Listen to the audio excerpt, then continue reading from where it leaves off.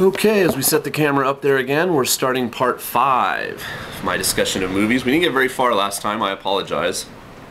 I'll try to speed it up maybe. But you guys seem to be enjoying these, for those of you that are actually watching, so here we go again. It's funny, I left off talking about 2 Australian directors I like, and now I'm going to talk about an iconic Australian character. Although why I'm showing you this DVD, I don't know. It's got nothing on it. The movie is Mad Max. And Mad Max, of course, is the first in the series that begat The Road Warrior. And The Road Warrior is just one of the amazingly best, great action movies of all time. But I like Mad Max a lot too. It's a very different movie. And of course, before he became a cartoon character, which is what they turned him into for Mad Max Beyond Thunderdome. But yeah, Mad Max is good. If you've only ever seen The Road Warrior, you should go back and watch Mad Max. It's a very interesting evolution of the character, because Mad Max takes place in a dystopian society, but it's not all that different from, you know, now. Whereas Road Warrior, of course, is post-apocalyptic. And so, you know, they're very different, but you see the evolution of the character, and it's just amazing to see Mel Gibson, who of course has gone kind of cuckoo lately, but back when he was really young and just so razor sharp. And you can see why they cast him for something like Lethal Weapon, which is another favorite movie of mine. Okay, continuing through the M's, we've got Magnolia. And I actually haven't seen this movie a lot. I think I've only ever seen it twice. But I found it really interesting both times, and so I probably bought the DVD thinking, oh, I'll take it to Japan and, you know, delve into it more, try to, you know, really come to terms with it more. And to be honest, I've never taken it out of the binder and watched it while I've lived here so far. But Paul Thomas Anderson, the director of Magnolia, also did Boogie Nights, of course, which is an amazingly good movie and one of my favorite films. I have an amazing Laserdisc of it. And I don't think it's as good as Boogie Nights, but the Tom Cruise performance in Magnolia is amazing. And there are moments in it, and I love the soundtrack by Amy Mann. So, I would recommend seeing it. But see Boogie Nights first if you've never seen a Paul Thomas Anderson film. He, of course, recently got a lot of acclaim for directing Daniel Day-Lewis in not No Country for Old Men. There Will Be Blood. What was it called? You guys can tell me. Anyway, I did see it. It didn't play here in Japan, but I did see it on DVD recently, and Daniel Day-Lewis is amazing in that movie. Okay, another movie that I've mentioned previously, but I'll just show you again, is Manhunter. And Manhunter, for those of you who don't know, is a Michael Mann film. Michael Mann created Miami Vice, the TV show. And then went on to direct Last of the Mohicans and Heat. But this was his first feature film, and it features William Peterson, who of course now is very famous for an American TV show called CSI, the original CSI. But in this film, we are first introduced to the character of Hannibal Lecter. It's the first novel by, his last name is Harris. My same last name. I can't remember his name. Richard here? No. Anyway, the man who wrote Silence of the Lambs, and first wrote a book called Red Dragon, which they have now remade because Anthony Hopkins, you know, obviously so owned the character of Hannibal Lecter in Silence of the Lambs that they went back and remade Red Dragon. But before they made Silence of the Lambs, in the late 80s, they made this movie called Manhunter. And a British actor, who's a good British actor, named Brian Cox, plays Hannibal Lecter in this film. So it's very interesting and well worth seeing.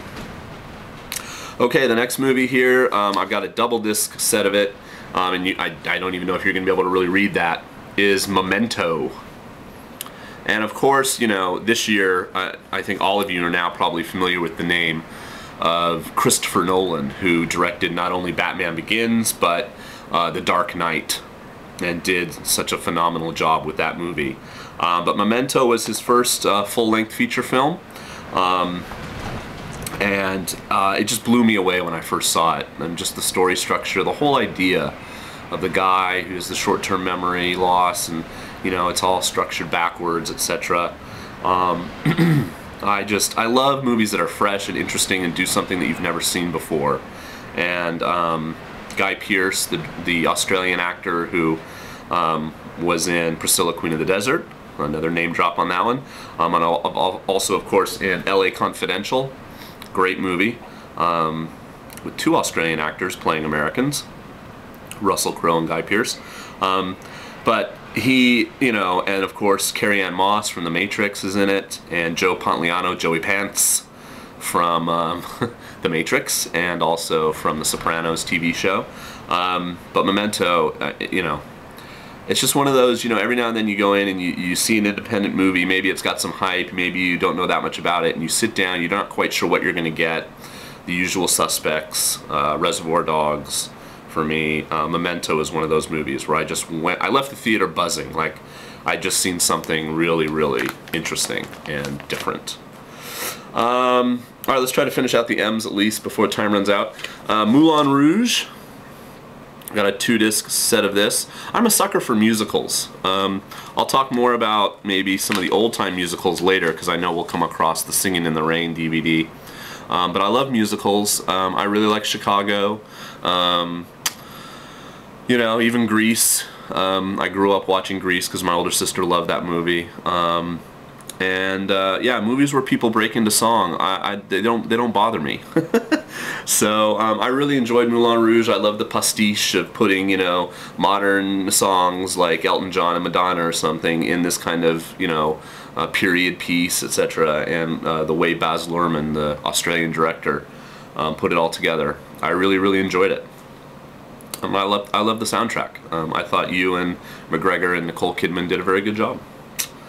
Okay, next up is Minority Report, which, like Magnolia, I will admit, is a movie that kind of intrigues me, but I've only seen it maybe once or twice, so I do need to watch it again. But, you know, Steven Spielberg, as we'll talk more about him later, one of my all-time favorite directors. You can't have grown up in the 70s and 80s like I did and not just be enthralled by Spielberg. And again, I want to like Tom Cruise whenever I see him in a movie. So I thought it was very interesting and really well filmed and had some great sequences. But I haven't watched it probably in about 5 years. I need to go back and give it another try. Okay, you know, I'll hold it up. Do I even need to say anything? Is there anybody, you know, at this point that doesn't like the first Matrix movie, that's, you know, that has any critical faculties at all, that just can say anything bad about the Matrix? I mean, yeah, you know, say what you will about, you know, the sequels, and I actually kind of like the sequels. I just re-rented them about a year ago here in Japan to watch all 3 in a row. But the first Matrix film, you gotta remember, it came out in like 1999, and 1999 was supposed to be the year of Star Wars because Phantom Menace was coming out that summer, like in May.